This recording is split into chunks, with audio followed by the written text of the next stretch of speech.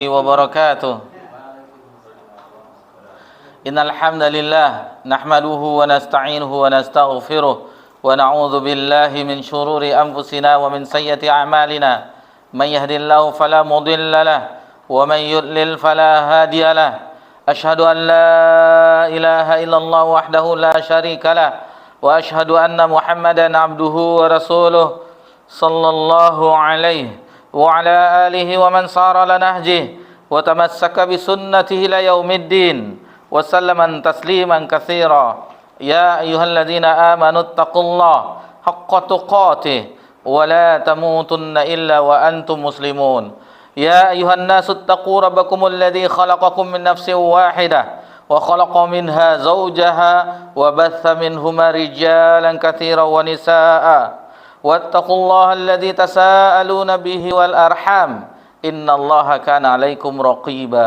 يا أيها الذين آمنوا اتقوا الله وقولوا قولا سديدا يصلح لكم أعمالكم ويغفر لكم ذنوبكم ومن يطع الله ورسوله فقد فاز فوزا عظيما.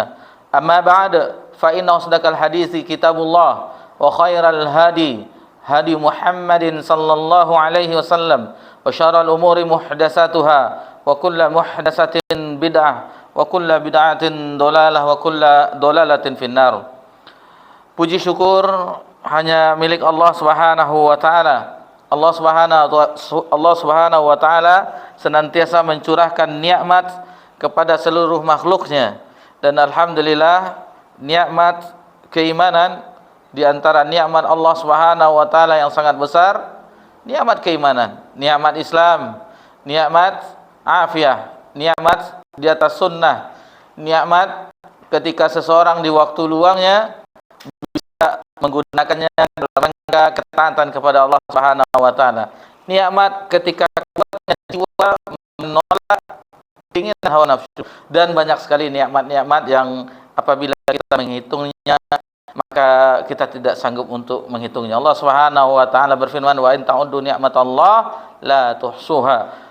Jika kamu menghitung, seandainya kamu menghitung nikmat Allah, niscaya kamu tidak akan sanggup untuk menghitungnya. Banyak sekali. Kemudian salawat beriringkan salam kepada Nabi kita tercinta Nabi Muhammad sallallahu alaihi wasallam, yang mana satu-satunya manusia yang wajib kita ikuti. Ittiba. Apapun indahnya ungkapan seseorang, bagusnya, rapinya catatan seseorang, maksudnya tulisannya atau retorikanya, tetapi jika berhadapan dengan sabda Nabi yang mulia, kita lebih memilih sabda beliau yang mulia sallallahu alaihi wasallam. Begitulah kita di dalam agama ini, bahwasanya dalil merupakan puncak dari segala apa yang kita lakukan di permukaan bumi ini. Di Al-Quran ala fahmi salaf, di atas pemahaman salafus saleh, begitu juga dengan sabda Nabi sallallahu alaihi wasallam. Itulah yang kita jalani kehidupan kita. Apabila kita menjalani kehidupan dengan hal yang demikian, maka berbahagialah sebagaimana berbahagianya generasi awal umat ini. Mereka berbahagia dengan keimanan yang Allah anugerahkan kepada mereka.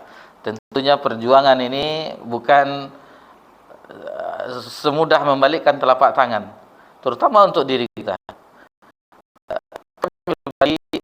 Ketika membaca sebelum dibaca dulu yang jelas Bani Israel. Seberapa ayat Bani Israel. Jadi ada semacam kejenuhan, maksudnya kejenuhan. Kan kita sudah mengetahui bobroknya Bani Israel, tetapi seolah-olah di sini kita diminta kesabaran untuk belajar, diminta kesabaran untuk mengamalkan, diminta kesabaran untuk mendakwahkan. Karena rintangannya senantiasa ada, dan rintangan yang paling besar untuk diri pribadi adalah malas. Ini rintangan yang paling besar, malas. Betapa banyak ketika orang setelah mengenal dakwah ini, lalu datanglah penyakit malas, atau kita istilahkan dengan futur. Sudah tidak mau lagi hadir ke majelis ilmu. Jadi ketika kita bisa melangkahkan kaki dalam rangka talabul ilmi, maka ketahuilah Allah menginginkan kebaikan kepada kita. Sebagaimana sabda Nabi yang mulia sallallahu alaihi wasallam, "May yuridillahi bihi khairan yufaqihu fid din." Barang siapa yang Allah inginkan kebaikan baginya, maka Allah akan faqihkan dia terhadap agama ini. Jadi kita mempelajari agama Allah Subhanahu wa taala, dan ini semulia-mulianya ilmu. Itu firman Allah Subhanahu wa taala. Tentu kita harus mengetahui apa yang telah Allah turunkan untuk keselamatan kita. Nah, jadi kita harus memandang dari segi itu. Betapa banyak orang yang ketika ingin belajar dahulu, ya mungkin di antara kita, betapa susahnya dahulu belajar. Ada kajian tidak diizinkan oleh masjid. Ada kajian tidak berapa lama tidak diizinkan, sehingga berpindah-pindah, nomaden istilahnya.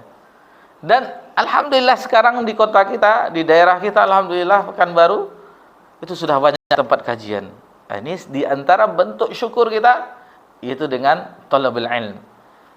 Ini alhamdulillah Baitul Izzah mushola kita ini tidak mungkin ada orang yang istilahnya untuk secara kasat mata kita. Siapa yang akan melarangnya? Yang alhamdulillah berada di lingkungan pendidikan ini dan seterusnya, alhamdulillah. Nah, sementara di bagian belahan saudara kita yang lain itu masih tidak diizinkan untuk memakai masjid-masjid kaum muslimin. Sebenarnya kita dimudahkan, mau yang besar masjidnya, mau yang bagaimana situasinya, yang parkir yang luas ada. Alhamdulillah, sampai ke tempat-tempat musola-musola yang terpencil pun ada, alhamdulillah. Di malam ini kita telah berada di bagian penghujung dari akhir tahun, ya, akhir tahun dan akhir dari bulan ini, otomatis akhir tahun 1447 Hijriah, 25 Zulhijjah 1447 Hijriah, 10 Juni 2026 Masehi. Kita menuju ke arah kematian. Jadi tujuan kita ke arah kematian. Semakin hari berlalunya hari, tenggelamnya matahari, berkurang umur kita. Nah, itu yang menjadi renungan kita. Di pertemuan yang baru 29, ya, pertemuan 29, sebagaimana sebelumnya sebelum memulai kita sebutkan apa yang telah kita secara ringkas, apa yang telah kita pelajari di pekan yang lalu. Ayat 84 sampai 87 di dalam surah Al-Baqarah, yang mana isi kandungannya, inti dari pembahasan tersebut, yaitu masih lanjutan dari perjanjian yang diambil dari Bani Israel. Jadi wa iz akhazna diambil, wa iz akhazna mitsaqakum, diambil perjanjian dari mereka. Apa yang di pekan yang lalu di ayat 84 sampai 87, itu tidak menumpahkan darah, kemudian tidak mengusir saudaranya dari kampung halamannya, namun sebagaimana kebiasaan mereka masih melanggarnya, yaitu dengan mereka bersekutu. Ada sebagian mereka bersekutu dengan Aus, ada bersekutu dengan Khazraj, sehingga ketika berada di kubu yang berbeda, mereka menumpahkan darah. Begitu juga bagi yang tertawan, mereka menawannya, padahal itu sesama Bani Israel, sesama Yahudi, dan mereka mengusir juga dari kampung halamannya. Sementara itu sudah diambil perjanjiannya oleh Allah Subhanahu wa taala, tidak melakukan hal yang demikian. Mereka tetap melanggarnya. Kemudian kebiasaan mereka, yaitu mereka beriman ke sebagian yang diturunkan kepada mereka berupa kitab, Alkitab, Taurat. Itu sebagian mereka mengimaninya, sebagian mereka mengkufurinya. Jadi parameter mereka adalah ittibaul hawa. Sesuai tidak dengan selera mereka. Kalau sesuai, mereka ambil. Dan jika tidak, mereka akan membuangnya atau merubahnya. Ini kebiasaan mereka. Kemudian yang terakhir, Bani Israel, mereka adalah orang-orang kaum yang mengorbankan akhiratnya demi keuntungan yang sesaat, demi keuntungan yang sedikit, membeli dunia ini dengan akhirat. Berbeda ya kaum muslimin, yaitu membeli akhirat dengan dunia. Tetapi mereka mengorbankan akhirat mereka untuk kepentingan dunia mereka. Nah, ini orang-orang Yahudi, orang-orang Bani Israel yang telah kita pelajari. Baik, kita lanjutkan pelajaran kita di masih surah Al-Baqarah di juz yang pertama. Insyaallah kita masuk ke ayat 88. Mari sama-sama kita dengarkan bunyi ayat tersebut. Fadhal.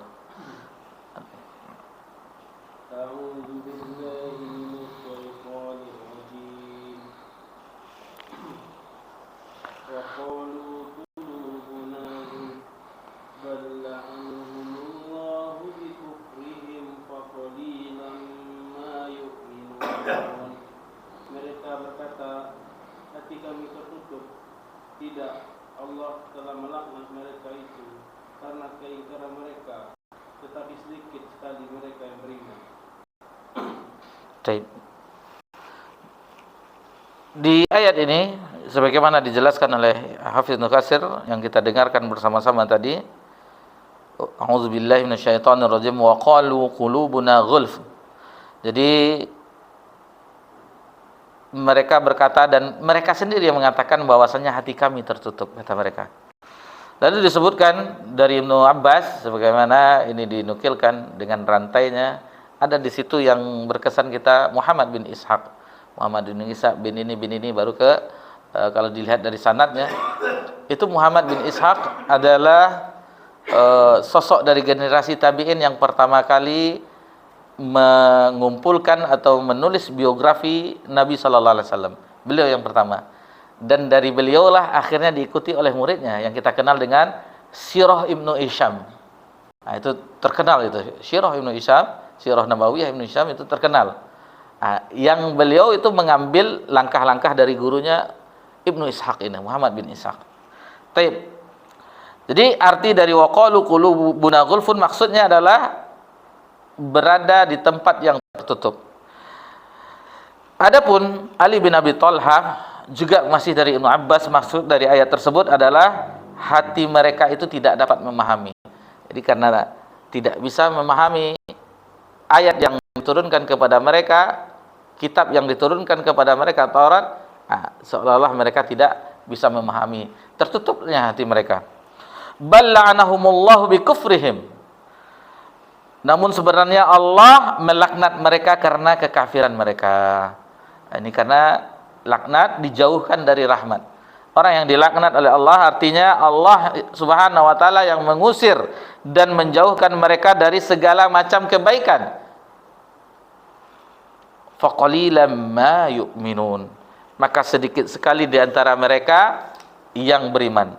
Ini berbeda. Qatadah mengatakan artinya sedikit sekali yang mereka yang beriman, tidak ada dari mereka yang beriman kecuali sedikit sekali. Kalau kita perhatikan di zaman Nabi SAW, antara Yahudi dan Nasrani yang banyak beriman adalah Nasrani. Itu lebih banyak, bahkan jumlahnya puluhan apa ratusan, itu banyak. Adapun yang terkenal yaitu di antara mereka adalah Adi bin Hatim At-Ta'i, itu terkenal. Kemudian Waraqah bin Nawfal, kemudian Salman Al-Farisi berpindah-pindah dari Majusi ke Yahudi, akhirnya ke Nasrani, terakhir ke Islam. Apalagi di zaman Nabi, Raja Najasyi, itu di antaranya. Adapun di zaman Nabi, orang Yahudi hanya beberapa bilangan saja, itu tidak banyak. Cuman yang terbesar, yang terkenal ya, Abdullah bin Salam, yang mana beliau adalah orang yang dipercayai oleh orang-orang Yahudi, semacam pendetanya, semacam rahib-rahib pendeta, menguasai Taurat, menghafal Taurat, menghafalnya. Ketika beliau beriman, jadi dikatakan beliau beriman, tetapi tidak ada orang yang beriman ketika itu. Perhatikan bagaimana sikap orang Yahudi ini. Jadi dikatakannya, bagaimana pendapat kalian terhadap kaumnya orang Yahudi tentang diriku, katanya Abdullah bin Salam. Lalu engkau adalah putra terbaik dari ini dan seterusnya, dipuji-puji. dipuji-puji tentang bagusnya, kehormatannya dan seterusnya, tentang ilmunya, tentang ibadahnya dan seterusnya, akhlak yang terpuji. Lalu setelah diumumkan oleh Abdullah bin Salam bahwasanya beliau beriman terhadap apa yang dibawa oleh Nabi sallallahu alaihi wasallam, langsung berubah. Engkau adalah orang yang pendusta ini. Langsung berubah. Tidak menunggu hari. Di waktu itu setelah mereka mendengar, ibarat mendengar tercengang petir di siang bolong. Ulama mereka atau pendeta mereka itu masuk Islam. Abdullah bin Salam. Berbeda dengan di zaman sesudahnya Abdullah bin Sabah. Abdullah bin Sabah Yahudi juga, tetapi dari beliaulah munculnya Syiah yang merusak dari dalam. Ini berbeda ya. Taib. Kemudian para mufassir berbeda pendapat. Jadi ada yang mirip ya, faqalilan ma yu'minun, ada di ayat yang lain fala yu'minuna illa qalila, hanya sedikit sekali dari mereka yang beriman. Ada juga yang mengartikan bahwasanya sangat sedikit sekali iman mereka. Maksudnya imannya sedikit sekali. Dengan pengertian bahwasanya ketika Nabi Musa diutus kepada mereka, Nabi Musa alaihissalam, yang berkenaan dengan hari kebangkitan, Nabi Musa juga mendakwahkan itu, pahala dan azab, tetapi keimanan mereka itu tidak memberikan manfaat kepada mereka. Karena keimanan mereka itu telah tertutup oleh kekufuran mereka terhadap apa yang dibawa oleh Nabi Muhammad sallallahu alaihi wasallam. Wallahu alam. Jadi artinya jumlahnya yang sedikit, faqalilan ma yu'minun, sedikit dari mereka yang beriman, dan ada lagi mufassir yang menafsirkan bahwasanya iman yang mereka itu yang sedikit, kadar keimanan mereka itu sedikit, sehingga keimanan yang mereka bawa, yang mereka dapat dari Nabi Musa alaihissalam itu akhirnya habis dengan kufurnya mereka terhadap pengutusan Nabi Muhammad sallallahu alaihi wasallam. Wallahu alam. Baik, lanjut ke ayat berikutnya 89.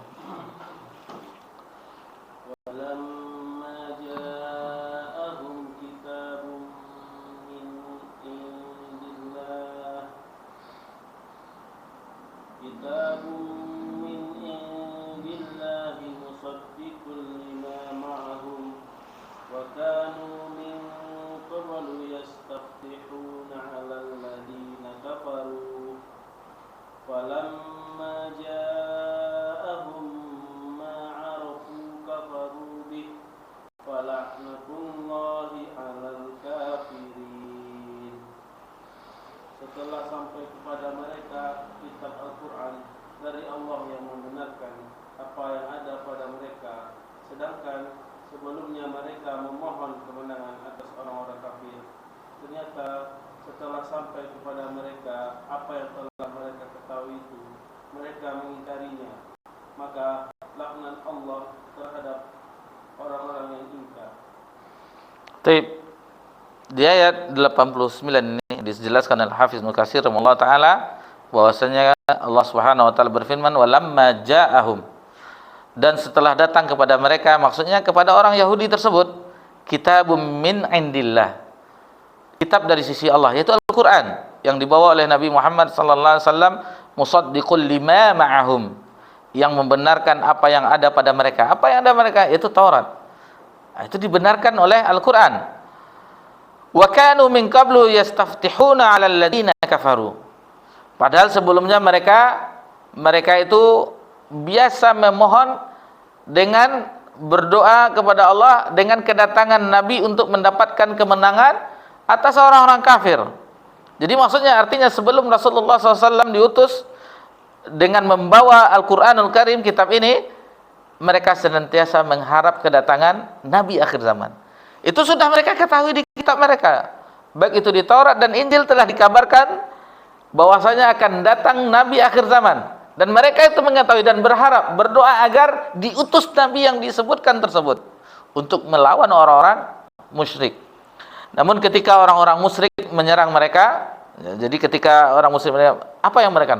Lihatlah oleh kalian pada akhir zaman, kelak di akhir zaman, kata mereka. Ini sudah entah berapa ratus tahun mereka, karena jarak Nabi Muhammad SAW dengan Nabi Isa alaihissalam yang terakhir itu sangat jauh. Lebih kurang 570 ya. Nabi SAW lahir kalau di Masehi kan berapa? 571. 571 kan? Nah, itu jaraknya dengan lebih kurang lah 500 tahun jaraknya dengan Nabi Isa alaihissalam. Itu makanya ada istilahnya masa fatrah yang tidak disentuh oleh dakwah. Masa fatrah. Apa kata mereka?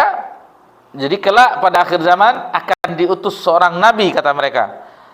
Maka kami bersama nabi tersebut akan memerangi kalian sebagaimana serangan terhadap kaum sebelumnya, yaitu kaum Ad dan Iram. Jadi Iram Zatil Imad akan itu, kaum Ad dan Iram. Juga diriwayatkan oleh Muhammad bin Ishaq dari Qatadah sampai beberapa syekh yang disebutkan. Jadi kalau dirujuk ke tafsir Nukatsir Al-Quran Al-Azim itu disebutkan ada sana fulan, ada sana fulan. Namun di lubab tafsir itu dihilangkan. Jadi katanya kisah ini tentang kami. Jadi ini dijelaskan ini kisah tentang kami dan juga tentang mereka. Yaitu tentang kaum Ansar dan kaum Yahudi. Jadi kaum Ansar dan Yahudi itu dahulu bertetangga dekat ya. Mereka bergaul sebagaimana heterogennya ya, banyak kita di Pekanbaru berbagai macam suku ada di sini. Nah, seperti itu juga di antara mereka selain orang penduduk pribumi juga ada orang-orang Yahudi tinggal di situ. Jadi ini ayat ini yang disebutkan tadi, walamma ja'ahum kitabum min indillah, dan setelah datang kepada mereka Al-Quran dari sisi Allah, musaddiqul lima ma'ahum, yang membenarkan apa yang ada pada mereka, wa kanu min qablu yastaftihuna 'alal ladzina kafaru falamma ja'ahum ma'arafu kafaru bih. Jadi disebutkan di sini padahal sebelumnya mereka biasa memohon dengan kedatangan Nabi tersebut untuk mendapatkan kemenangan atas orang-orang kafir. Falamma ja'ahum ma'arafu kafaru bih. Maka setelah datang kepada mereka apa yang telah mereka ketahui, lalu mereka ingkar kepadanya. Jadi dikisahkan di sini kata orang-orang Ansar, kami dahulu pernah mengalahkan mereka pada zaman jahiliyah, orang-orang Yahudi. Ketika itu kami masih musyrik. Jadi masih mempersekutukan Allah, masih menyembah berhala. Sedangkan mereka adalah ahlul kitab. Mereka mengatakan kelak akan muncul seorang nabi sebagaimana tadi disebutkan yang diutus di akhir zaman dan kami akan mengikutinya. Ini kata orang ahlul kitab, orang Yahudi. Lalu bersamanya kami akan memerangi kalian sebagaimana halnya serangan terhadap kaum Ad dan Iram. Namun ketika Allah Subhanahu wa taala mengutus rasulnya Nabi Muhammad SAW dari kalangan kaum Quraisy, kami mengikutinya, kata orang Ansar. Justru mereka lah orang ahlul kitab, orang-orang Yahudi yang mengingkarinya. Lalu Allah Subhanahu wa taala berfirman, "Falamma ja'ahum ma'arafu kafaru bih, falana'tullahi 'alal kafirin." Akhirnya apa? Mereka mendapat laknat. Maka setelah datang kepada mereka apa yang telah mereka ketahui, lalu mereka ingkar kepadanya. Jadi falamma ja'ahum 'arafu kafaru bih. Akhirnya falana'tullahi 'alal kafirin. Maka laknat Allah atas orang-orang kafir. Taib, kita lanjutkan ke ayat berikutnya, ayat yang ke-90.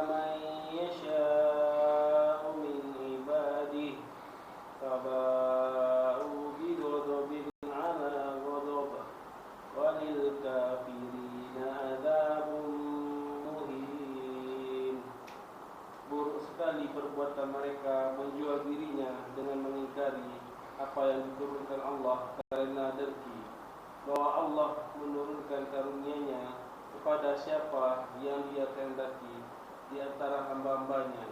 Oleh karena itu mereka menanggung kemurkaan demi kemurkaan. Kepada orang-orang kafir ditimpakan azab yang menghinakan. Baik. Dijelaskan oleh Hafiz Ibnu Katsir rahimahullah taala, bi'sa mashtaru bihi anfusahum.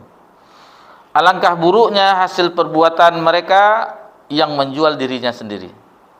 Jadi dikatakan oleh Mujahid bahwasanya orang-orang Yahudi Ahlul Kitab menjual kebenaran dengan kebatilan. Menjual kebenaran dengan kebatilan serta menyembunyikan apa yang dibawa oleh Nabi Muhammad SAW dan enggan untuk menjelaskannya. Sebenarnya mereka sudah mengetahui, sudah ada pada kitab mereka. Tetapi mereka, sebagaimana kita sebutkan yang lalu, bahwasanya mereka beriman kepada sebagian kitab Taurat yang ada pada mereka dan kufur kepada sebagian. Bahkan ketika mereka itu menyembunyikannya, menghapusnya dan merubahnya. Itulah yang mereka lakukan terhadap kitab suci mereka. Bi'sa mashtaru bihi anfusahum, alangkah buruknya hasil perbuatan mereka yang menjual dirinya sendiri. Tadi Mujahid, adapun As-Suddi mengatakan tentang hal ini, yaitu mereka menjual diri mereka dengannya. Alangkah buruknya apa yang mereka pertukarkan untuk diri mereka sendiri dan mereka ridho dengan pertukaran itu. Ini yang aneh. Padahal pertukaran yang batil. Dan mereka lebih condong untuk mengingkari apa yang diturunkan Allah Subhanahu wa taala kepada Nabi Muhammad sallallahu alaihi wasallam. Itu kecondongan mereka. Jadi yang diturunkan kepada Nabi sallallahu Alkitab yaitu Al-Qur'an, sebagaimana tadi yang musaddiqul lima ma'ahum, yang membenarkan apa yang ada pada mereka, dibenarkan Taurat yang telah diturunkan kepada mereka. Tetapi itulah mereka menukarnya daripada membenarkannya, apalagi mendukung dan membantu Nabi tersebut, yang sebagaimana permintaan mereka agar diutus Nabi akhir zaman yang akan ikut bersama Nabi tersebut memerangi orang-orang musyrik. Apa yang menyebabkan mereka berbuat demikian? Apa yang menyebabkannya? Yang pertama tentunya yaitu kedurhakaan. Mereka kaum yang durhaka. Kemudian ini dia, dengki, hasad, kedengkian dan kebencian. Ayyunazzilallahu min fadlihi ala man yasha'u min ibadihi. Mereka tidak mengetahui ini ayat tentang Allah menurunkan karunia-Nya kepada siapa saja yang dikehendakinya di antara hamba-hambanya, dan tidak ada kedengkian yang lebih parah daripada kedengkian mereka ini. Jadi kenapa Nabi Adam berseteru dengan dengan iblis laknatullah alaih? Karena dengki tadi, hasad terhadap Adam. Begitu juga orang Ahlul Kitab, terutama orang Yahudi, itu dengki, hasad terhadap Nabi Muhammad sallallahu alaihi wasallam. Akhirnya kedengkian mereka parah, mau mereka tidak beriman, mendukung, menolong Nabi SAW. Bahkan mereka menukarnya dengan kebatilan, menyembunyikan kebenaran tersebut. Dapat kisah ya, bagaimana dahulu ketika di zaman Syekh bin Baz rahimahullah ta'ala, ini ketika membahas di kajian di Ubay bin Ka'ab tentang salaf itu adalah Wahabi, Wahabi itu adalah sesat, ini adalah syubhat yang dilontarkan oleh orang terhadap dakwah yang hak ini. Lalu dibahaslah siapa beliau, Syekhul Islam Syekh Muhammad bin Abdul Wahab. Maka dijelaskan situ sebagai mujaddid. Maka ketika itu dijelaskan tentang mujaddid setiap abad pertama, dimulai dari Umar bin Abdul Aziz, kemudian Imam Syafi'i dan ini. Lalu timbul di situ pertanyaan, kenapa? Padahal di zaman itu banyak ulama-ulama. Perhatikan, di hadis itu disebutkan bahwasanya akan ada pembaharu itu di setiap awal abad. Nah, jadi ketika setelah ada di awal abad, meskipun di kurun 100 tahun yang lainnya ada, maka itu sudah mencukupi. Kemudian di tahun berikutnya Imam An-Nasai dan seterusnya, itu karena di awal abad ke-200 Hijriah, ke-300 Hijriah, 400 Hijriah, sampai ke 700 Hijriah, seterusnya sampai ke abad 12 Hijriah. Syekh Muhammad bin Abdul Wahab.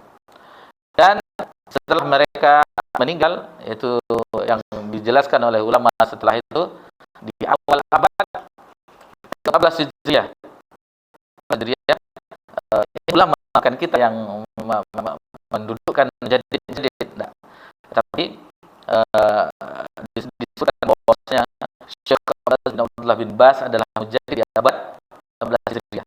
Kemudian Syekh Muhammad bin Shalih Al-Utsaimin dan Syekh Muhammad Nasiruddin Albani. Dan juga mengatakan untuk negeri Yaman itu adalah Syekh Muqbil bin Hadi Al-Madakhali rahimahumullah. Ketika ini teringat juga kajiannya, kajian Ustaz Arman rahimahullah taala dan murid-murid yang lain seperti Ustaz Afri dan yang lainnya, murid-murid Buya Jufri Effendi Wahab, ketika disebutkan bagaimana beliau ketika setelah selesai studi S2, karena dahulu di tahun 80-an itu 82 kalau tidak salah dia lulus S2 magister, belum ada program doktoralnya, sehingga beliau tidak melanjutkan, belum ada buka pasca sarjana yang doktoralnya, sehingga beliau pulang ke tanah air. Akhirnya tahun 85 kalau tidak salah didirikanlah Ma'had Al-Furqan Al-Islami. Nah, setelah itu dikisahkan, maka untuk daerah di sini diceritakan ke Syekh, beliau termasuk mujaddidnya di sini.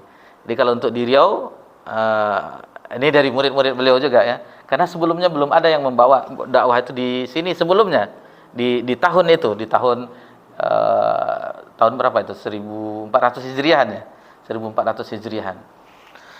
Dan seterusnya begitu juga di bagian timur Indonesia seperti Ustaz Aun rahimahullah taala dan teman-teman beliau, ustaz-ustaz kita yang lainnya yang sepuh, Ustaz Abu Nida, kemudian Ustaz Ahmad Faiz, Mahat Bukhari ya, Abu Nida di Jogja, begitu juga di Jabodetabek, guru-guru senior kita, Ustaz Yazid rahimahullah taala, dan begitu juga guru sepuh yang Ustaz Abdul Hakim hafizallah taala.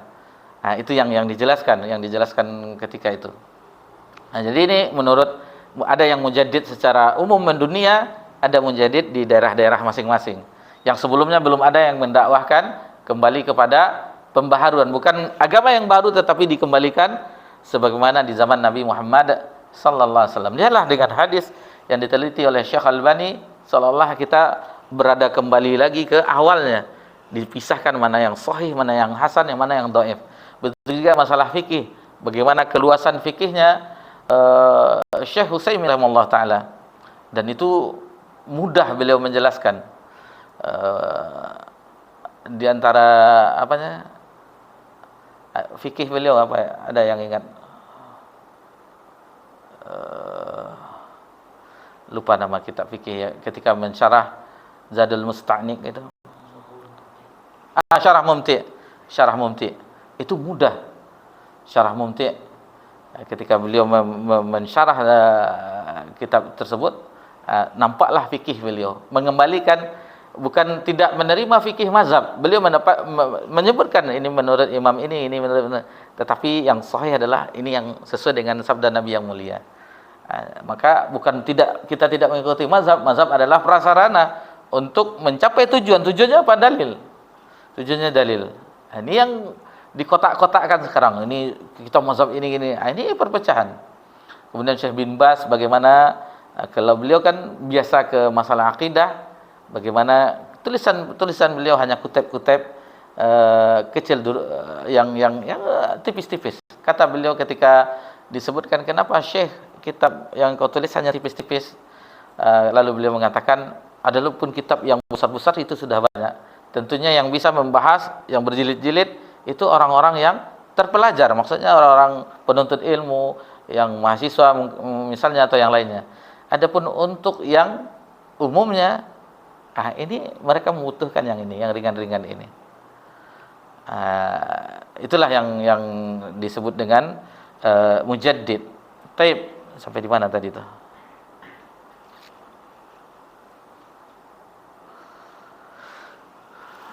Ini masalah kedengkian tadi ya, kedengkian, kebencian, ini berawal dari itu, sehingga dengan adanya kedengkian dalam hati tidak mau menerima kebenaran. Itu yang benar. Kalau bahasa sosial media sekarang, yang penting bukan salafi itu. Kan demi, kalau salafi sudah digoreng, Tapi kalau sudah selain salafi, maka itu diterima. Allah musta'an. Ini kedengkian semuanya. Nah, ini yang harus kita hilangkan. Sesama, jangankan jamaah ini yang masjid kita di Pekanbaru, masjid ini dan seterusnya. Kami pribadi perasaan sesama dai juga kadang ada gini, kok ustadz itu bisa begini, kok ustadz ini itu, kadang-kadang ya dalam hati itu. Lalu kembali kepada ingat Allah Subhanahu wa taala agar dihilangkan yang demikian. Karena dengki itu akan merusak, ibarat api yang akan membakar kayu, akan hilang amalan kita. Jadi untuk apa kita hasad? Untuk apa kita hasad? Jauhkanlah, karena itu kalau di adab thalib itu salah satu sifat yang harus dijauhi. Hasad, dengki, iri hati harus diiring.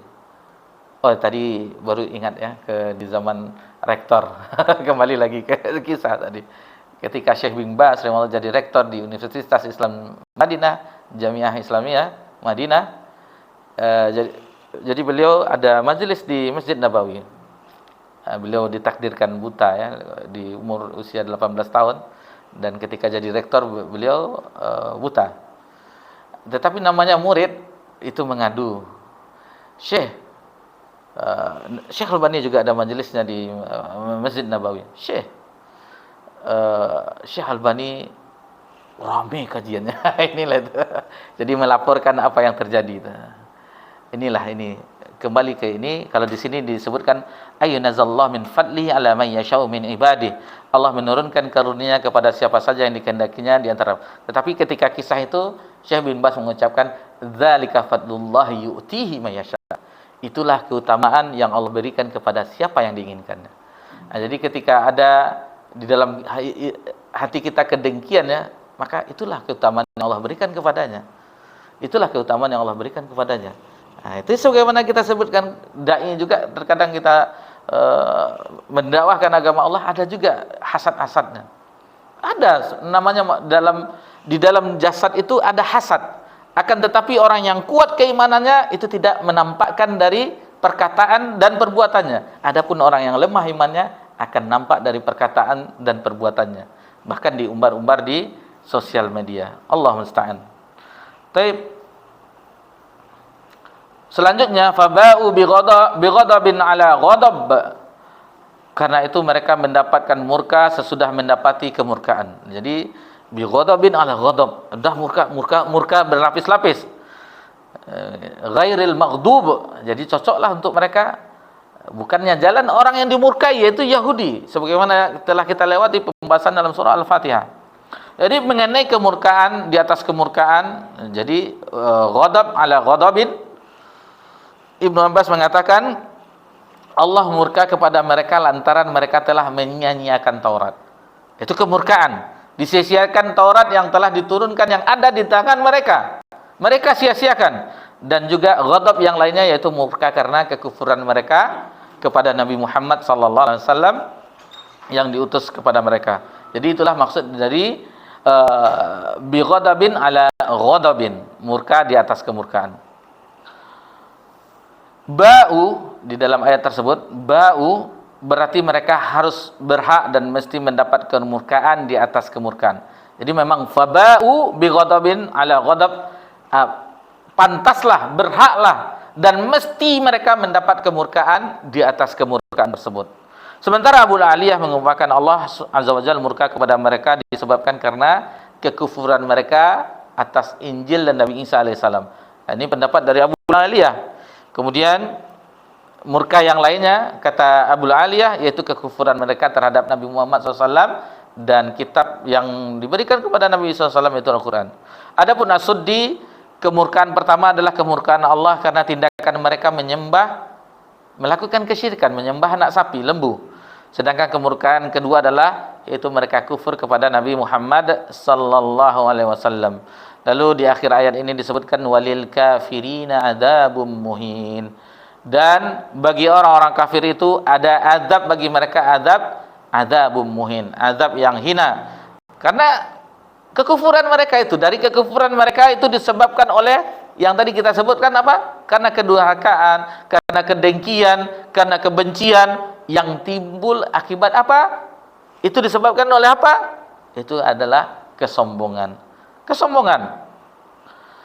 Maka mereka pun dibalas dengan kehinaan dan kekerdilan di dunia dan di akhirat, sebagaimana Allah sebutkan di dalam surah Al-Mu'min ayat 60. Innal ladzina yastakbiruna an ibadati sayadkhulunal jahannama dakhirin. Sesungguhnya orang-orang yang menyombongkan diri dari beribadah kepadaku akan masuk neraka jahanam dalam keadaan hina dina. Jadi maksud dari ayat ini dalam surah Al-Mu'min 60, mereka akan masuk neraka dalam keadaan terhina, tercela, dan tidak terhormat sama sekali. Kemudian di bagian akhir dalam pembahasan dalam surah Al-Baqarah ayat 90 dibawakan hadis dari Imam Ahmad, kemudian juga yang lainnya, hadis dari Amir bin Syu'aib, dari ayahnya, dari kakeknya, dari Nabi sallallahu alaihi wasallam bersabda. Ini ada rantai sanad ya. Jadi ada hadatsana Amir bin Syu'aib an abihi an jaddihi. Ini ada kita temukan. Ini maksudnya siapa? Ayahnya siapa? Kakeknya siapa? Ini adalah Amr bin Syu'aib. Beliau adalah Ibnu Muhammad bin Abdullah bin Amr bin Al-As. Jadi kakeknya adalah Abdullah bin Al-As. Itu kakeknya. Jadi dari ayahnya, dari kakeknya. Jadi ini bayangkan, kakek mewariskan ilmu kepada anak, anak mewariskan ilmu kepada cucu.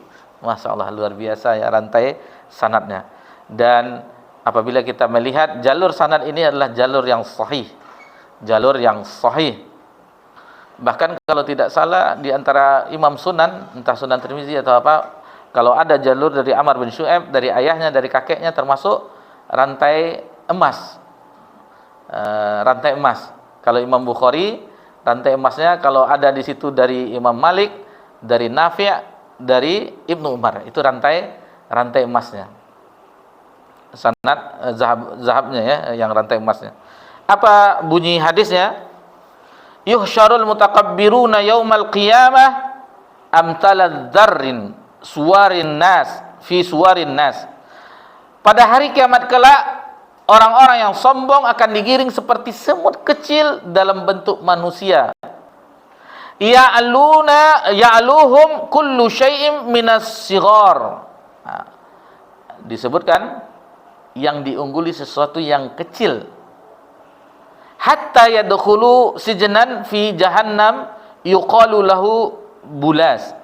Sampai mereka masuk ke dalam penjara di neraka jahanam. Jadi di jahanam itu ada penjara, sijnan fi jahannam yuqalu lahu, yang nama neraka jahanam itu adalah bulas.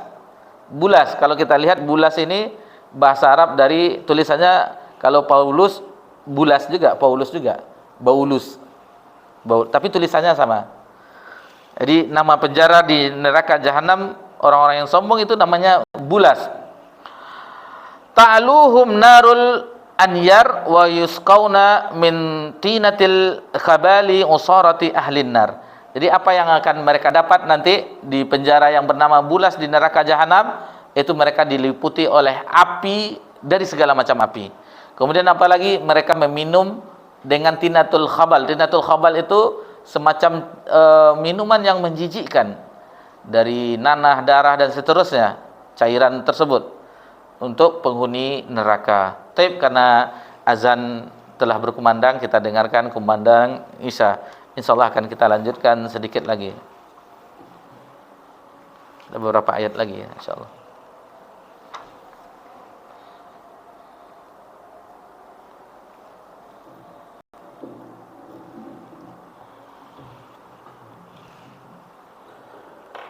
Allahu Akbar, Allahu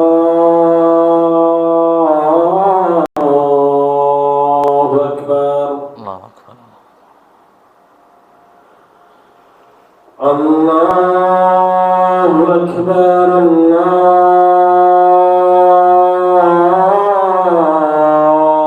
Allahu Akbar.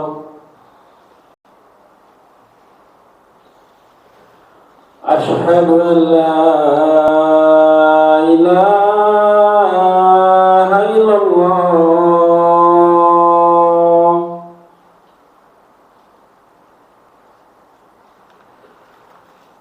أشهد أن لا إله إلا الله.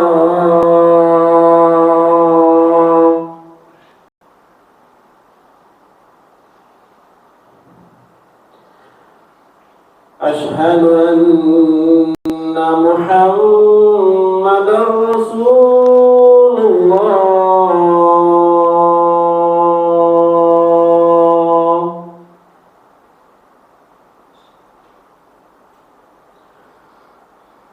أشهد أن محمدا رسول الله.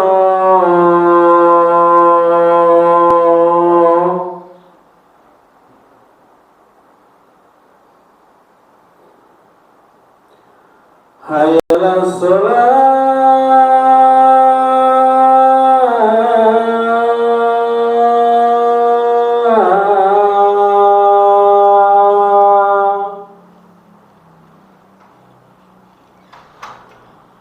حي على الصلاة.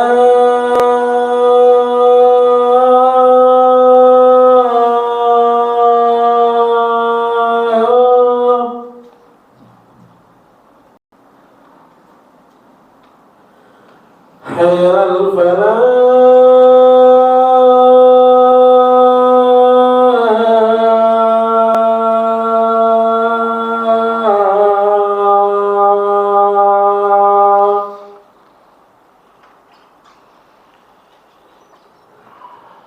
حي على الفلاح.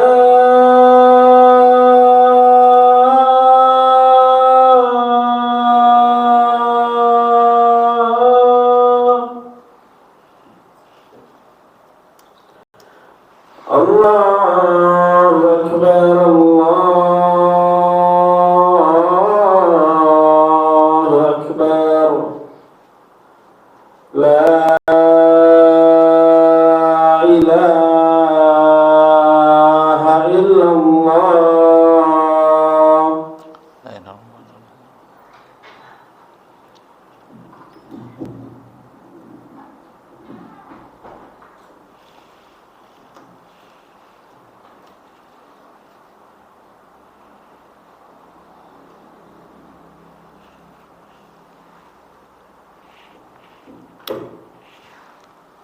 Alhamdulillah wassalatu wassalamu ala Rasulillah ma ba'd. Baik, kita lanjutkan ke ayat 91 92. Tafadhal Iqra.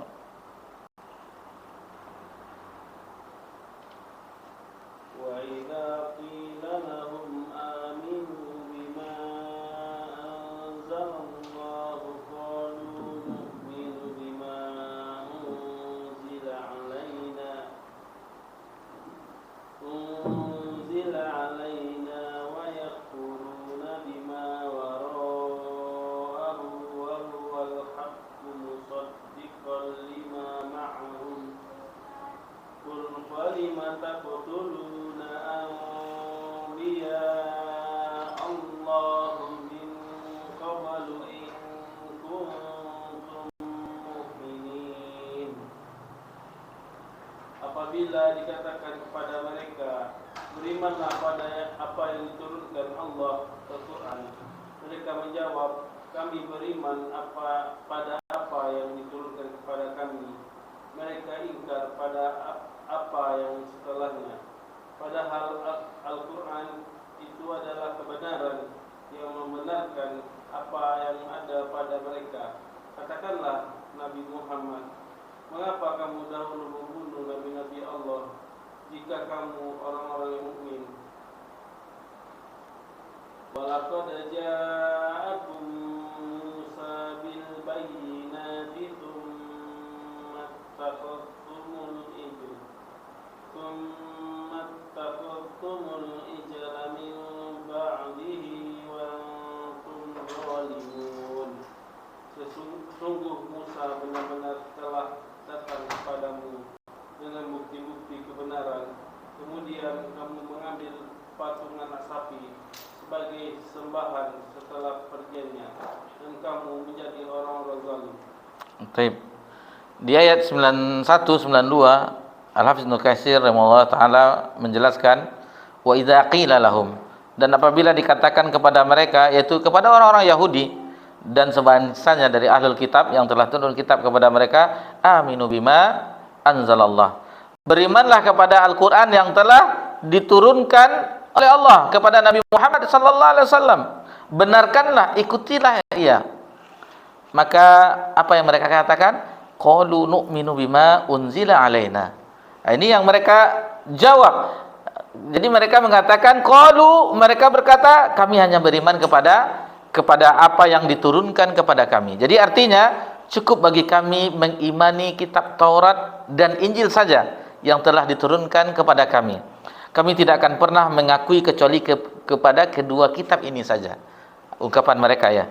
Wa yakfuruna bima wara'ah, dan mereka kafir kepada Al-Qur'an yang diturunkan sesudahnya. Wa huwal haqqu musaddiqan lima ma'ahum. Padahal Al-Qur'an itu adalah kitab yang hak, yang benar, yang membenarkan apa yang ada pada mereka. Jadi maksud dari ayat ini disebutkan, padahal mereka mengetahui bahwa apa yang diturunkan kepada Nabi Muhammad sallallahu alaihi wasallam adalah al-haqqu musaddiqan lima ma'ahum, yang hak, yang benar, yang membenarkan apa yang ada pada mereka, yaitu Al-Quran yang membenarkan kitab suci yang telah diturunkan kepada mereka, yaitu Taurat dan Injil.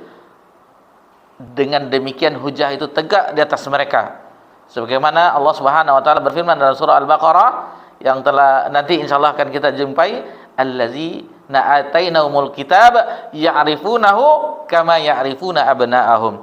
Orang-orang, maksudnya orang-orang Yahudi dan orang-orang Nasrani yang telah diberikan kepada mereka kitab Taurat dan Injil, apa mereka? Ya'rifunahu kama ya'rifuna abna'ahum.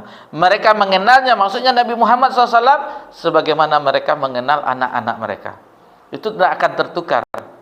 Misalnya ada anak-anak Rodatul Atfal, anak taman kanak-kanak, kan biasanya ada acara 1 tahunannya manasik, yang akbar berkumpul di lapangan ini, stadion atau mana. Kalau di Panam biasanya itu dulu baterai, sekarang baterai A ya, dulu baterai P kan. Itu berkumpullah beberapa taman kanak-kanak, pakai ihram juga yang laki-lakinya, yang perempuannya, anak perempuannya pakai yang putih-putih. Berapa banyak itu, ratusan anak mungkin kan. Itu kita tahu itu anak saya, itu anak saya, tahu kita. Begitulah pengenalan orang-orang Yahudi Nasrani terhadap Nabi Muhammad sallallahu alaihi wasallam. Kemudian Allah berfirman, falima taqtuluna anbiya Allah min qablu in kuntum mu'minin. Lalu mengapa kamu dahulu membunuh nabi-nabi Allah? Dibunuh mereka nabi-nabi Allah jika kamu mengaku orang-orang yang beriman. Jadi artinya jika kalian mengaku benar-benar beriman apa yang diturunkan kepada kalian, lalu mengapa kalian membunuh para nabi yang datang kepada kalian, membenarkan kitab Taurat yang ada pada kalian, yang nabi tersebut berhukum dengan Taurat tersebut dan tidak menghapusnya, sedangkan kalian mengetahui kebenarannya. Ini anggapan terhadap orang-orang Yahudi tersebut. Kalian membunuh mereka, para nabi tersebut, karena apa? Karena melampaui batas. Apalagi karena keras kepala. Apalagi karena sombong kepada para rasul Allah. Jadi mereka itu tidak mengikuti kecuali apa yang mereka ikuti, hawa nafsu. Kemudian zon mereka, pendapat mereka, serta keinginan mereka sendiri. Kemudian Ibnu Jarir At-Tabari mengenai ayat ini menyebutkan, wahai Muhammad, jika engkau katakan kepada orang-orang Yahudi dari Bani Israel, berimanlah kepada yang diturunkan oleh Allah. Jadi apa jawab mereka? Kami hanya beriman kepada apa yang diturunkan kepada kami. Maka katakanlah kepada mereka, jika kalian benar-benar beriman, mengapa kalian membunuh para nabi, wahai orang-orang Yahudi? Padahal di dalam kitab yang diturunkan kepada kalian, Allah telah mengharamkan kalian membunuh mereka. Bahkan Allah memerintah kalian untuk mengikuti, mentaati dan membenarkan mereka. Yang demikian itu merupakan pembeberan, kebohongan dan celaan kepada mereka atas ucapan mereka, yaitu kami hanya beriman kepada apa yang diturunkan kepada kami saja. Bohong mereka. Dan kita mengetahui, kalau lihat sirah Nabawiyah, kita kembalikan bagaimana dahulu ketika Buhairah, pendeta di Syam, yang mana Nabi SAW di masa belianya, di masa pemudanya, diajak oleh pamannya berdagang ke Syam. Dari tanda-tanda yang didapatkan, ini utusan ini, Tahu. Lalu kata pendeta tersebut ketika sampai, pulanglah cepat, pulanglah cepat. Nanti kalau tahu orang-orang di sini, orang-orang ahlul kitab di sini, akan dibunuhnya anak ini, katanya. Akhirnya Abu Thalib kembali ke Mekah, tidak melanjutkan perdagangannya. Kemudian ayat selanjutnya, walaqad ja'akum Musa bil bayinat, dan Musa telah datang kepadamu dengan membawa bukti-bukti kebenaran. Apa itu bayinat di sini? Itu mukjizat. Betapa banyak bukti-bukti mukjizat yang jelas, dalil-dalil qat'i bahwa ia adalah Rasulullah dan bahwa tiada ilah yang hak selain Allah. Yang dimaksud dengan ayatul bayinat, bukti-bukti yang jelas, sudah ada di zaman itu. Ada berupa angin badai, taufan ya, belalang, kutu, kodok, kata itu, darah, tongkat, tangan. Jadi tangan maksudnya tangan Nabi Musa ketika keluar cahaya. Tongkat yang kita ketahui berubah jadi ular. Kemudian tongkat itu juga membelah lautan. Kemudian ketika mereka berjalan dinaungi oleh awan, ketika itu rombongan Nabi Musa alaihissalam dengan Bani Israel, kemudian manna, salwa, kemudian batu ketika mereka kehausan, lalu dengan tongkat itu dipukul oleh Nabi Musa alaihissalam, memancarlah air dengan sejumlah mereka 12 pancaran. Kemudian banyak mukjizat yang sebagai ayatul bayinat. Setelah itu mereka menjadikan anak lembu, sapi sebagai sembahan selain Allah pada zaman masih hidupnya Nabi Musa alaihissalam. Mim ba'di, sesudahnya. Maksudnya sesudah kepergian Nabi Musa ke Bukit Tursina untuk menerima Taurat dan untuk bermunajat kepada Allah. Wa antum zalimun, sedangkan kamu berbuat zalim. Artinya tindakan mereka itu menyembah anak sapi, melakukan kesyirikan, itu adalah kezaliman. Karena inna syirka la zulmun azim. Padahal kalian tahu bahwasanya tiada ilah yang hak disembah kecuali Allah. Sebagaimana firman Allah Subhanahu wa taala dalam surah Al-A'raf ayat 149, "Walamma suqita fi aydihim wara'au annahum qad dallu qalu la illam yarhamna rabbana waghfir lana lanakunanna minal khasirin." Dan setelah mereka sangat menyesali perbuatannya dan mengetahui bahwa mereka telah sesat, mereka pun berkata, sesungguhnya jika Rabb kami tidak memberi rahmat kepada kami dan tidak mengampuni kami, pastilah kami menjadi orang-orang yang merugi.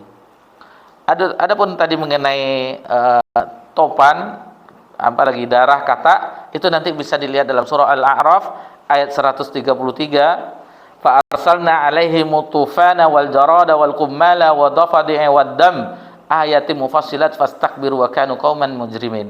Jadi sudah ada datang oleh Firaun dan kaumnya itu berupa taufan, kemudian apalagi belalang, kutu, kata, darah sebagai mukjizat. Dan ketika itu diuji bagi mereka kepada Firaun dan kaumnya, mereka mendatangi Nabi Musa agar dihilangkan musibah ini. Belalang di mana-mana, kata di mana-mana, darah di mana-mana, kutu di mana-mana, tofan. Mereka mendatangi Nabi Musa. Tetapi setelah tidak ada lagi, Nabi Musa bermunajat kepada Allah, mereka tidak beriman kepada Nabi Musa. Banyak berupa angin badai, belalang, kutu, kata, darah, tongkat, tangan, pembelah laut, penaungan dengan awan, manna, salwa, batu, dan mukjizat lainnya. Tapi satu ayat lagi kita tambahkan untuk akhirnya sedikit lagi. Tafadhal.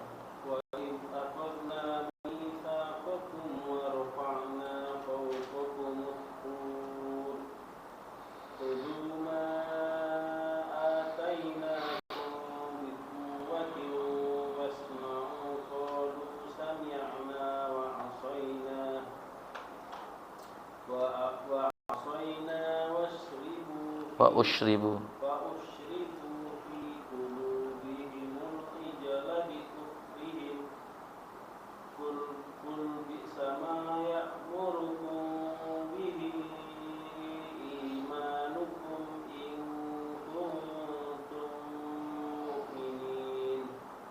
Ingatlah ketika kami mengambil janjimu dan kami angkat gunung Sinai di atasmu, seraya berfirman, pegang teguhlah apa yang kami berikan kepadamu dan dengarkanlah.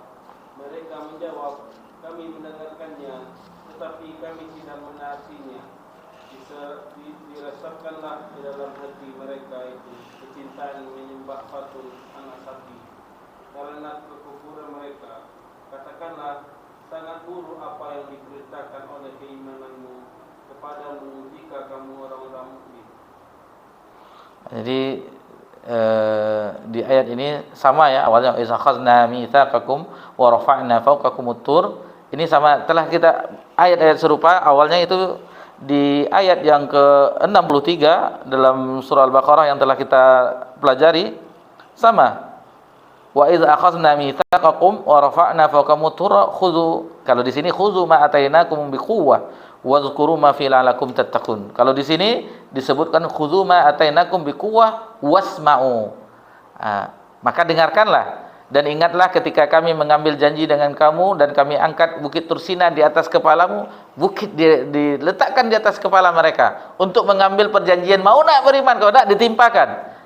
Awalnya mereka mengatakan, tetapi akhirnya apa yang mereka katakan? Jadi di ayat ini sebagaimana dijelaskan oleh Ibnu Katsir, pada ayat ini Allah Subhanahu wa taala merinci kesalahan mereka. Pelanggaran janji mereka, mereka janji, kesombongan mereka dan berpalingnya orang-orang Yahudi dari Allah, sehingga Allah mengangkat gunung Tursina untuk ditimpakan kepada mereka sampai mereka mau menerima perjanjian itu. Lalu mereka melanggar perjanjian tersebut.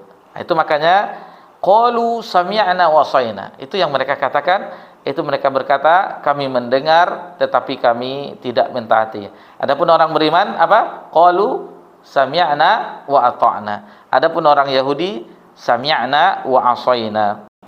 Wa usribu fi qulubihimul ijla bi kufrihim, dan telah diresapkan ke dalam hati mereka kecintaan kepada anak sapi. Mencintai anak sapi lantaran kekafiran mereka. Jadi kecintaan mereka kepada anak sapi sebagaimana disebutkan oleh Abdul Razzaq itu meresap sampai ke dalam hati mereka. Jadi kecintaan mereka kepada anak lembu yang mereka sembah itu sampai ke dalam hati mereka sebagaimana disebutkan oleh Abdul Razzaq dari Qatadah dan yang lainnya. Dan itu juga disebutkan oleh Abu Aliyah dan Rabi' bin Anas. Sebagaimana sabda Nabi SAW diriwayatkan oleh Abu Daud dalam sunannya Imam Ahmad. Apa kata Nabi SAW? Hubbuka syai' yu'mi wa yusim. Kecintaanmu kepada sesuatu itu akan menyebabkanmu buta dan tuli. Namun di sini ada ta'liqnya bahwasanya sanadnya dhaif, didhaifkan oleh Syekh Albani rahimahullah taala. Kemudian kul bi sama ya'murukum bihi imanukum in kuntum mu'minin. Pada akhir ayat ini disebutkan, katakanlah amat jahat perbuatan yang diperintahkan imanmu kepadamu jika kamu benar-benar beriman. Maksudnya beriman terhadap apa? Terhadap Taurat. Jadi buruknya kekufuran mereka kepada ayat-ayat Allah Subhanahu wa taala dan pengingkaran mereka terhadap nabi yang diutus kepada mereka. Jangankan untuk beriman, bahkan mereka membunuhnya. Jangankan untuk beriman, mereka membunuhnya. Serta kekufuran mereka kepada siapa? Kepada Nabi Muhammad sallallahu alaihi wasallam yang mana mereka jadikan pegangan sejak dahulu hingga sekarang. Jadi itu merupakan dosa mereka yang paling besar dan perkara yang paling parah yang mereka lakukan karena kekufuran mereka terhadap Nabi dan Rasul penutup khatamun nabiyya ya, kepada Nabi dan Rasul akhir zaman atau penutup kepada Nabi Muhammad sallallahu alaihi wasallam yang diutus kepada seluruh umat manusia. Lalu bagaimana mungkin kalian disebutkan di sini oleh Hafiz Ibnu Katsir mengaku beriman? Mana mungkin mereka kalian mengaku beriman padahal kalian telah melakukan berbagai perbuatan seburuk itu, baik berupa pengingkaran janji, kafir kepada Allah, bahkan penyembahan terhadap anak sapi selain Allah. Ini banyak sekali apa yang menyebabkan mereka kena laknat karena murka. Maka murkanya bi ghadabin ala ghadabin, murka di atas kemurkaan ya, sebagaimana kita sebutkan di ayat sebelumnya. Itulah yang bisa kita pelajari sampai ayat yang ke-93, masih berkenaan tentang Bani Israel. Bagaimana detailnya Allah menceritakan nikmat yang Allah berikan kepada mereka, tetapi pun meskipun demikian mereka tetapi mereka mengakui keimanan menurut pendapat mereka menurut hawa nafsu mereka, dan itulah yang menyebabkan mereka sehingga tapi anehnya ya, sampai sekarang lihatlah negara Zionis tersebut yang kita kenal Israel, mereka mengatakan mereka adalah ras yang paling mulia di permukaan bumi. Ini bumi ini untuk mereka, kata mereka. Memang benar, kita pelajaran itu dulu. Tetapi setelah diutusnya Nabi Muhammad SAW, hal yang demikian tidak. Tetapi mereka masih bersekekeh dengan pendapat mereka, sehingga mereka perhatikan apa yang telah mereka perbuat terhadap saudara-saudara kita di Palestina. Tidak ada harganya nyawa, karena mereka mengatakan selain mereka adalah anjing-anjing semuanya. Itu pendapat mereka. Jadi tidak ada harganya nyawa kaum muslimin di Palestina. Mereka membunuhnya sesuai dengan keinginan mereka. Begitu juga dengan Syiah laknatullah alaih. Bagaimana mereka perbuat dengan saudara kita di Suriah. Berapa banyak yang mereka tumpah darahkan, tetapi orang tidak mengetahuinya. Nah, inilah dengan kita belajar agama Allah Subhanahu wa taala, tersibaklah kebenaran. Maka alhamdulillah atas nikmat Allah, petunjuknya, nampaklah kebenaran itu, dan kebenaran itulah kita ikuti. Karena kita tidak patokan kepada kultus tertentu, tetapi di mana itu kebenaran, meskipun dimanapun letaknya kita akan ikuti. Itulah jiwa yang didapati oleh para sahabat radhiyallahu anhum. Di mana kebenaran, mereka akan tetap. Bahkan Nabi mengatakan ketika setan mencuri, Abu Hurairah ditugaskan, kata Nabi, yang diajarkannya itu benar, meskipun dia sebenarnya adalah kadzib, pendusta. Apabila membaca ini, diajarkannya kepada Abu Hurairah. Tetapi sebenarnya dia apa yang diajarkan itu adalah kebenaran, dibenarkan takrir dari Nabi SAW. Ini kebenaran ini yang kita ikuti, kebenaran itu. Ini yang susah. Ini yang susah. Kalau tidak dari ini kita tidak nerima. Kalau tidak dari ini yang susah. Kapan kita rubah lagi? Kalau itu dalil firman Allah Subhanahu wa taala, hadis Nabi SAW yang sahih, maka itulah yang kita ikuti, tanpa mengkultuskan sosok tertentu. Mudah-mudahan Allah Subhanahu wa taala senantiasa memberikan kita hidayahnya sampai ke penghujung akhir hayat kita. Dan mudah-mudahan apa yang telah kita pelajari dari kisah umat-umat terdahulu ini, terutama Bani Israel yang paling tersohor kisahnya di dalam Al-Quran, yang paling banyak disebut kaumnya Nabi Musa alaihissalam, sebagai pelajaran bagi kita, seolah-olah yang ini pendapat kami pribadi, kalau kami ini salah, maka kami bertobat sampai ke dalam kubur, seolah-olah menggambarkan kepada kita Allah Subhanahu wa taala, jangan tiru mereka. Ini telah berbuat ini sebanyak sedetail-detailnya Allah sebutkan, jangan sampai meniru langkah mereka, agar kita tidak masuk ke dalam perangkap mereka. Tetapi Nabi sudah menggambarkan bahwasanya akan diikuti oleh umat ini mereka, walaupun sejengkal demi sejengkal, sehasta demi sehasta, meskipun masuk ke dalam lubang dop, akan diikuti oleh umat ini, kecuali orang-orang yang berpegang teguh dengan apa yang ditinggalkan oleh Nabi sallallahu alaihi wasallam. Taib, alhamdulillah, ini yang bisa kita pelajari. Jika ada kesalahan, maka itu dari kami pribadi. Adapun Allah dan Rasulnya itu terlepas dari segala kesalahan. Wassallallahu ala nabiyina Muhammad sallallahu alaihi wasallam wa ala alihi washabbihi ajmain. Walhamdulillahirabbil alamin. Wassalamualaikum warahmatullahi wabarakatuh.